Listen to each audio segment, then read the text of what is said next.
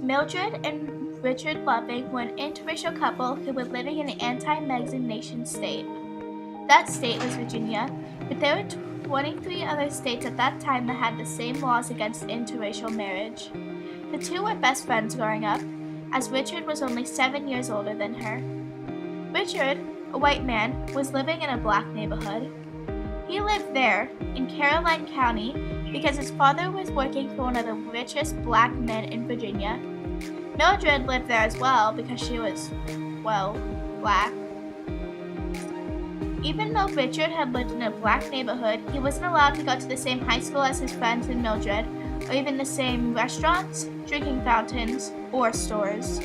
Despite these problems, the two still stayed side by side. Mildred and Richard were inseparable. They met up every day after school and hung out at each other's houses. Richard loved to hear her play music, so that's what they did most of the time. Mildred didn't really like Richard at first, but then slowly they became best friends. They slowly fell in love over time, eventually becoming a couple. When Mildred was 19 and Richard was 26, they decided to get married. They traded rings and bound their life to each other in Washington, D.C. as a little vacation, and then they returned to their home residence in Virginia. They knew that they would get less judged if they married there rather than back at home. People in Virginia were extremely racist, and they figured that as long as they got married out of state, there was nothing their so-called friends could do anything about it. Back then, in the 1950s, and even before that time, people of color were not treated like humans. Instead, they were treated as playthings and machines. Slavery was outlawed by that time, but that didn't stop white people from either screaming hateful things at them, beating them half to death, hurting children, or accidentally murdering them, such as running them over or throwing a bat at their head while playing baseball, and underpaying the poor human beings. The government did nothing about it, and neither did the cops. The whites were in full control, and most were completely racist.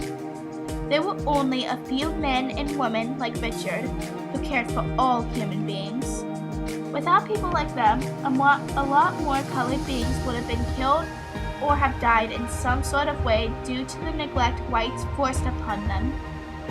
The couple was aware of all the hate, and they knew that they would get bullied and teased about loving each other, but they weren't aware of the interracial laws until they were arrested 5 weeks later after their marriage. The couple had a lot of enemies for being in love with each other, so they never found who put in the anonymous tip.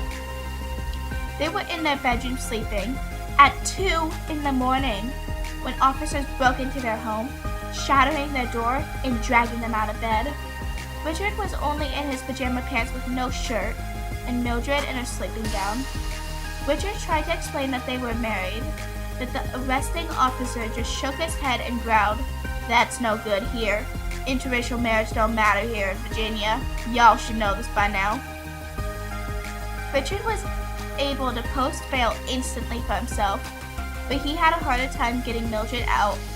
She was held for several days, and Richard had to fight tooth and nail. He was able to get her out a few weeks later, but they were still being charged with the crime of interracial marriage in the state of Virginia. They fought the state on this for over a year.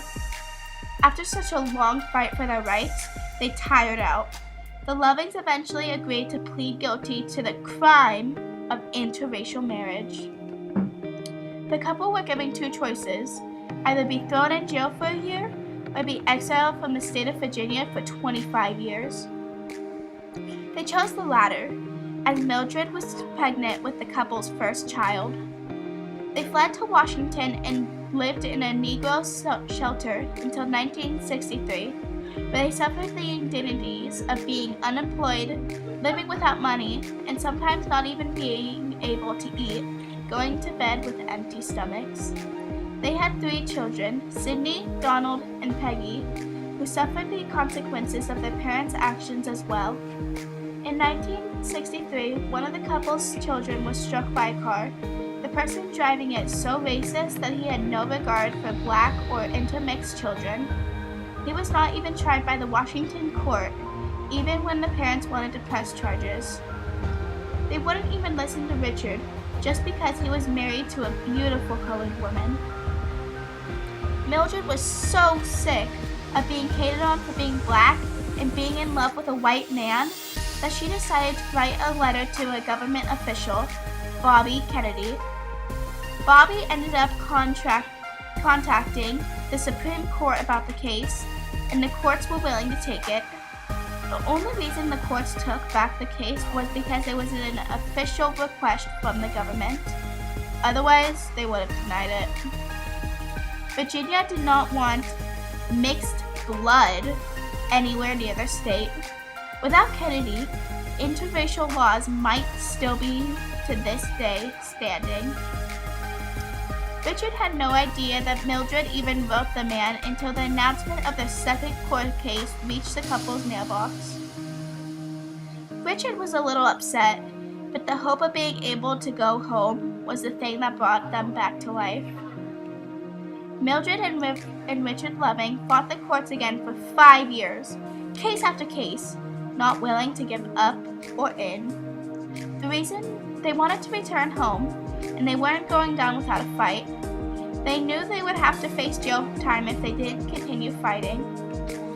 They continued to sue the state of Virginia without mercy until finally the jury gave in after 4 years of determination. They won their last court case in 1967, and the Lovings were finally able to return home with their 3 children. The interracial laws in Virginia were finally forbidden and dropped, and so was the segregation. Soon, all the states that had these laws as well dropped them, knowing how many fights and hatred would be thrown their way until the colored people of that state had their rights to love and marry whomever they wanted, white, black, or any other colors of skin. This case was very important. Without it, colored people today might not have rights. If it weren't for the Lovings, there may not have been anybody brave enough to stand up to the wrong. Even though the couple had no idea what they were being challenged with when they first got married, they stuck together through the thick and thin. To this day, the Lovings are still being celebrated, and for a good reason too.